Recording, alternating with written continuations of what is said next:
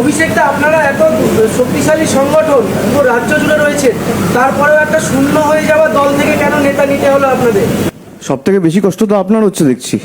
আপনার গায়ে লাগছে? আপনি কি তৃণমূল করেন নাকি? কে অভিযোগ করছে? তো সোশ্যাল মিডিয়া উত্তর নিতে বলবেন। যেদিনকে সামনাসামনি এসে প্রশ্ন করবে সেদিনকে উত্তর চাইবেন। যদি কেউ আসতে চায় তৃণমূলে, ভালো লোকেরা, আমি সুযোগ দেবো না? তরুণ প্রজন্মের কোনো প্রতিনিধি আসতে চাইলে আমি সুযোগ দেবো না তাদেরকে দলে ঢুকে মানুষের জন্য কাজ করার? এত গায়ে জ্বালা কেন? আর আপনাদের এত গায়ে লাগছে কেন দু চারজনের? গতকাল আমার এক বন্ধু ইউটিউব চ্যানেল ইনসাফ বাংলা একরামুল বাগানি, আপনারা সকলেই জানেন, গতকাল অভিষেক বন্দ্যোপাধ্যায়ের হাত ধরে প্রতিকুর রহমান তৃণমূলে যোগ দিয়েছেন। আমার এই বন্ধু, তিনি প্রশ্ন করেছেন, অভিষেক দা শূন্য হওয়া দল থেকে একজনকে তুলে নিয়ে তৃণমূলে আসছেন, তো তাকে অভিষেক বন্দ্যোপাধ্যায় কি ভাষায় আক্রমণ করেছে সেটা শুনলে আপনি অবাক হবেন। সংবাদ মাধ্যমকে বলছে, মানে যা না তাই আর কি। আগে শুনুন ভিডিওটি, বাকি কমেন্ট করুন।